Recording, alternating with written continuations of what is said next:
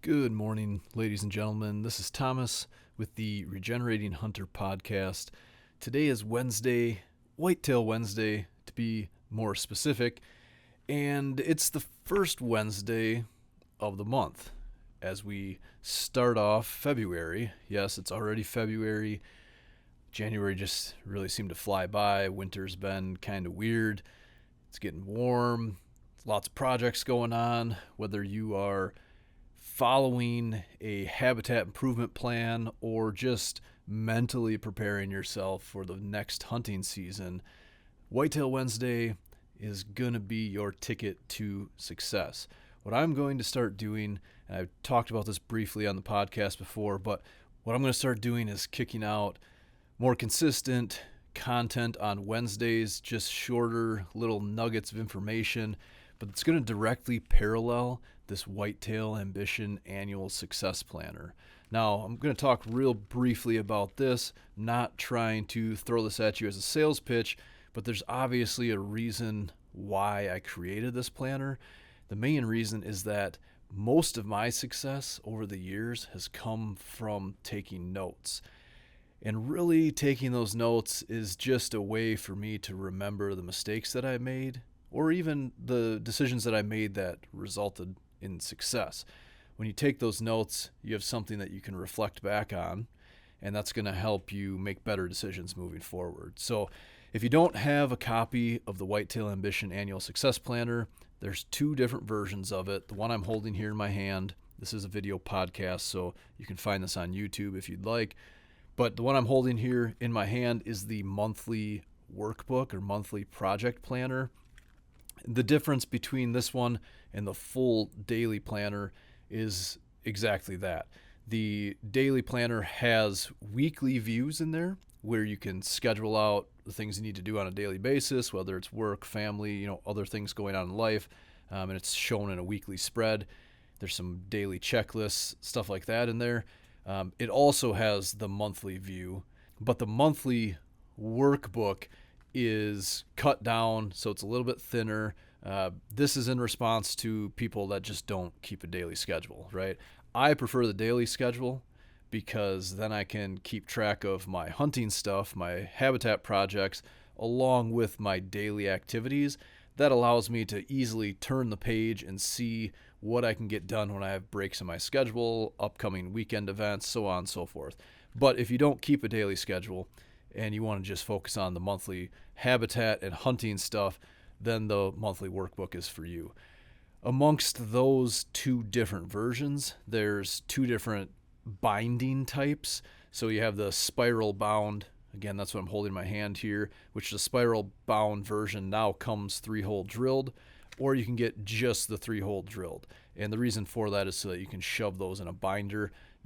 The idea here is that over the years, as you take notes, you can save the pages that are of importance or keep your hunting journal, your notes on everything from the food sources that year, the pressure notes, tracking the patterns of specific deer, all the way down to how you are tracking your trail cameras and paying attention to what's going on with those. You can keep track of all that stuff, put it in your binder at the end of the year, and basically grow your own library of information that directly relates to what's going on your property or just your style or your approach to hunting. That's really the idea behind this planner. It's not here saying do these things. It's here giving you some tools so that you can hunt how you want to hunt, but be more efficient and effective in the way that you're doing that. So check out the Whitetail Ambition Annual Success Planner. You can find that link in the description of this video. It's on my website. And right now, you can use the code DOYOURHOMEWORK to get free shipping. That's also shown in the description below. So go ahead and take advantage of that. Now is the best time to pick up this planner because you have the whole year to fill it out. And also, I'd be willing to bet that a lot of the information that you already have either in your head, on trail cameras, maybe, some other less organized notes, possibly even on spreadsheets, which are more organized, but I would argue that they're much less effective than actually writing something down and journaling. When you write stuff down, it's scientifically proven to be more registered in your brain that's going to help you actually process information. I talk about this all the time, but your brain is the most valuable asset you have. It's the most powerful supercomputer out there. And when you run information through your brain, you're going to learn a lot more. You're going to pick up on a lot more of those things that are happening within your situation, while you're scouting, while you're analyzing data, whatever it might be. So get yourself a copy of the planner. Get in the habit of writing things down a little bit at a time, a little bit every day, a little bit every time you're on the property, whatever it might be. That's going to increase your success without a shadow of a doubt. So, first Whitetail Wednesday, what I want to talk about, given that it is the first Wednesday of February, what I'm going to do is I'm just going to turn to the February layout here. Again, this is a video podcast. If you're watching, you'll get kind of a brief overview here. But on the February monthly calendar, you're going to see the February checklist. What this is just a rough outline of some things you should be thinking about this time of year to kind of help you inspire some projects. If you don't have a habitat improvement plan ready to roll, this is at least a general outline of some things that you should be considering given the time of the year. We talk about those 4 key elements, the fourth of which being timing. Timing's absolutely critical. And that's what I want to talk about today. So as we go through this February checklist, the first thing on this checklist is the postseason debrief. This is an online exercise you can find on the website. It is a free exercise. I would strongly recommend going to the website and walking through this postseason debrief. It is going to increase your level of success dramatically. The idea behind the postseason debrief is just that. We want you to debrief from the things that you've experienced this last season while that information is fresh on your mind, and then apply that in a way that's going to help you down the road. So with that postseason debrief, this time of year, I see a lot of stuff, a lot of content floating around on the interwebs about postseason scouting. I personally think postseason scouting is somewhat of a waste of time if you are not doing some type of postseason debrief, because going out right now and collecting that information doesn't necessarily help you for next year. Okay, there's a couple of things you should consider when you're out postseason scouting. First and foremost, you have to understand that the most recent information you collect is always going to be the most valuable information. You're hunting a wild animal that covers a lot of ground, and the variables are ever changing in that situation, no matter what it is. So the most recent information you collect is always going to be the most valuable. So going out and scouting immediately after the season does give you some very recent information, but that information really is only telling you what was going on that season. So if you take that information with the postseason scouting and overlap it with the postseason debrief, now you start to kind of paint this picture of what was actually happening. It's not just, oh, there's some rubs here, there's some beds here, I think this is a buck bedding area, the deer are feeding here, whatever it might be, the obvious sign that you notice while you are postseason scouting, that might all change by next year, depending on the situation in your area. We talk about those 4 key elements again: wind, pressure, food, and timing. Wind is always going to be a consistent variable. So if you understand how deer are moving on your property in correlation to certain wind directions and wind speeds, that's going to be consistent year after year after year. The timing element, again, that's another consistent thing. There's an annual cycle of how these deer operate. Obviously, the rut peaks and then falls off. Food sources, they're pretty strong throughout the summer. They start to dwindle, and then that concentrates deer. And that's what you're going to see right now with your postseason scouting, is that you have a lot more deer activity in certain areas because they're congregated around the last remaining food sources. And that can be deceiving if you are scouting and you're noticing trails or beds in certain areas. That might not be, and more than likely is not, where those deer, specifically the bucks, are going to be during the next hunting season. So don't just blindly, well, that's a bad analogy because you wouldn't accomplish much scouting if you're blindly scouting. But don't just blindly follow other information out there saying, look for these things, look at this sign when you're postseason scouting. You have to take that information and bounce it off of what you've actually observed throughout the season. And that can be from experience in the tree stand, or it can be from trail camera information. So take the most information you have and compile it, and then see how things are actually playing out with that big picture. Again, the sign that you see while you're scouting, reflect that off of the information that you've gleaned from the season, the firsthand experiences in those trail camera images. That's going to give you the most information with your scouting. And that's what that postseason debrief really talks about. So go online, check out that postseason debrief. I would be willing to boldly say that I can guarantee your success if you do the homework. It all comes down to information collection. And I don't know how, as a society, we've gotten away from thinking that we can cut corners all the time and have the same level of success. With any area in your life, the more time you put in, the more you're going to get back. This planner and taking notes, this is a way that you can put in a little bit of time every day and really increase your chances of success without being gone from your family, without scheduling days off of work. This is just a way for you to take information, little bits of information, compile it so that those little nuggets really start to stack up and you start to see that big picture. So go ahead and check out that postseason debrief. Now, the next thing I want to mention, along with that postseason debrief and your postseason scouting, is you want to consider a couple different things. Scouting in general, you have to go into it with different mindsets. If you're scouting during the season, again, trying to collect the most recent information, you're doing so because you are ready to make a move, or you're trying to figure out how to make a move in the situation that you're in. That in-season scouting is completely different from this post-season scouting. And also your situation is going to dictate how you should be scouting. If you own property or you lease a property but have the ability to manipulate habitat or make habitat improvements in any way, shape, or form, then your scouting approach should be completely different.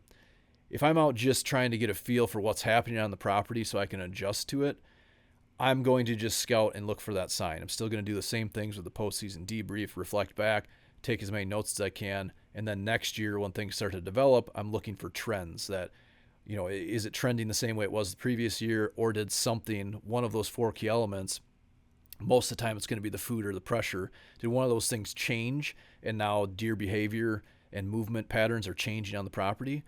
Whereas if I'm scouting because I'm trying to make improvements, or I'm trying to improve my situation based on what I've learned in the past, for example, if you were hunting a location and you had good deer movement through there, but nothing was within bow range, then what can you do to improve that stand setup or that specific location, either to increase activity or to pull that activity into the effective range of whatever weapon you're using? So that would be part of the improvement side of things. And that's one of the big things we talk about with the habitat and hunting improvement plans, is creating, either locating or creating or improving pinch points. And that pinch point is just where those deer are going to congregate, or, that concentrated movement is coming through there. That's going to be the best place to hunt, essentially, right? You're going to have the most activity, which is going to create the most opportunity in that situation. So if you're scouting, thinking about making improvements, then you want to do just that, right? You want to look at any given situation, not just how things are, but how they are and how they could improve in your favor. So keep that in mind when you're out there scouting this postseason. Look at that from 2 different lenses. Most recent information during the season is making game time decisions. Postseason, you want to reflect back on your season and then look at that situation from the perspective of, I want to improve my odds before the next season. 2 different trains of thought when you are actually out there scouting a property. The next thing on the February checklist is timber stand improvement. Now, I'm going to be hopefully making more videos on all this stuff as my schedule allows, but I just want to mention briefly with timber stand improvement, we are in the dormant season right now. So one thing that you have to understand when it comes to cutting anything, any woody tree or woody shrub, any type of woody vegetation, this time of year during the dormant season, those deciduous trees and woody deciduous shrubs and so on, and this goes for both invasives and natives, they're going to have the bulk of their energy stored in the root system right now. And when things start to warm up, which it's happening much earlier than usual, but when things start to warm up, they're going to start moving that energy back to the top portion of that plant. You're going to see that when they start budding out. You'll see it when you're out cutting right now. If you cut that stump and then a bunch of sap is leaking out of there within minutes of you cutting it, there's some things that you really want to consider when it comes to the TSI or FSI improvement projects, forest stand improvement, timber stand improvement, however you want to look at that. One of the big things that you want to consider is the difference between regeneration and termination. And a lot of that comes with the timing of those cuts. So when those trees or shrubs have all this energy down in their root system and you cut them off, they're going to re-sprout off the stump. Now, depending on the location and the deer browse pressure and the overall amount of browse in the area and the desirability of that species itself, that browse might be mowed off and ultimately kill whatever plant that is. So keep that in mind. That's always a possibility. But in general, if you're trying to promote more regeneration, then now is the time to be cutting. When those trees are dormant, they've got their reserves pushed down into the root system, and you cut them, and that's going to stimulate a hormonal response that's going to promote regrowth or regeneration, and it's going to result in stump sprout. So if you're trying to create bedding areas or thicken up, create better edge habitat, this is a good time of the year to be cutting those. Now, at the same time, if you're out and you're trying to focus on termination, which this time of year you might be trying to potentially terminate some invasive plants, you would have to cut them and treat them with an herbicide. Okay, that's pretty common practice. But one thing you need to consider is as it warms up and those trees and or shrubs start to move those energy reserves from the root system up to the top of the plant, if you cut and treat that, that herbicide is not going to make it down to the roots and kill that plant real well if the sap is flowing up from the roots and it effectively pushing out most of that herbicide. It will stress the tree, but it's not going to kill it. So it doesn't matter what tree species you are cutting and trying to terminate. If you're trying to cut and use terminate with herbicide, normally I would say you're good to go in February, but with how warm it has been and the fact that there's people tapping maple trees for syrup right now, that tells me that the sap is flowing up from the roots, so be careful of that. If you're trying to terminate a tree or even invasives, your best bet is to cut them during the growing season when they have as much energy in the top of the tree as possible. That's not going to immediately terminate them if you cut them that way, but when they regenerate the next go round, they're not going to have nearly as much energy to push into that, and the deer will more than likely keep that browse down and effectively kill that tree. So if you're trying to terminate invasives that way, you need to be even more mindful because the deer aren't going to browse on the stump sprouts of those very often. And unless they have no other options, they're not going to browse those. But if you're trying to kill the invasives, one of the techniques that I frequently use, especially with buckthorn, especially around my house where I'm not a big fan of spraying constant herbicide, I will use like a copacing technique where I'll cut that tree relatively high and then let it re-sprout off of that. But I don't want to cut until that tree is fully leafed out. That tells me it's got the most energy moved from the roots to the top. Then I'll cut the top off. It loses all that energy and let it try to re-sprout again off of that stem or that trunk that is, roughly chest high on me.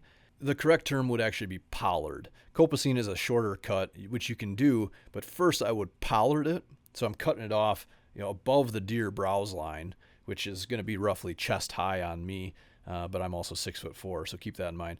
But cut it off as high as you safely can. Be careful with running chainsaws that high. But then basically what's going to happen is that tree, whether, again, it's a tree that you want there and you want to reset the regrowth on it, so we will pollard some of our old fruit trees and get those to regrow back. And that's what orchards generally do. But with an invasive like a buckthorn, I'll pollard that, cut off the energy on the top, let it push more energy up and try to regrow, and then I'll cut that off again at the end of summer. And usually within 2 or 3 cuts, you've depleted all the energy reserves of that plant and it's going to die. So keep that in mind, because ultimately that plant can't survive if it's not producing those sugars and that energy through photosynthesis. So if you're constantly clipping off the productive part of that plant, which is going to be, the leaves and such, eventually it's going to run out of energy and it's going to die off. So that's a technique that I use. Again, I need to do more videos on this stuff and share this information. But right now with your timber stand improvement, you want to think regeneration versus termination. And right now is a good time to cut to promote regeneration. But if you're trying to terminate any invasives, be careful with your herbicide treatment.